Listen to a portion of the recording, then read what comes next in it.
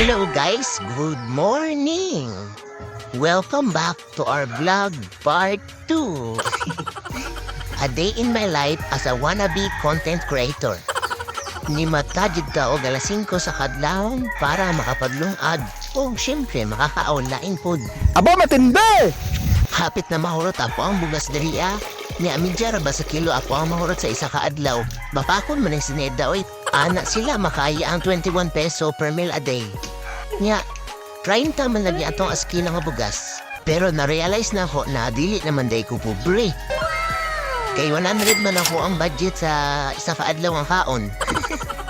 As you can see, magic sarap 5 peso, itlog 10 peso, bitchin 5 peso, mantika 5 peso, kulay labot sa paana sa House of Bombay in total of 25 peso.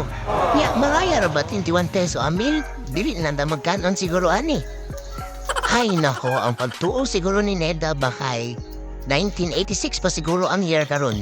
Anyway, back to luto na ta. Kay dutom na jud kayo maghinit ang tagmantika, nagsinamok-samok ang iro o magbutang na ta sa ahos o Bombay.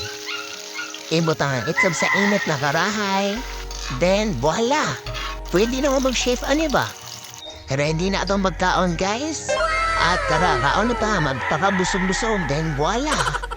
So na ako malatao kaon, din ato sa kadriya sa Vendo Wi-Fi para mag-upload sa atong mga post. Kaya nahutdan ta og load. Og diriya na mahuman, thank you so much for watching guys. Bye-bye! See you for part 3.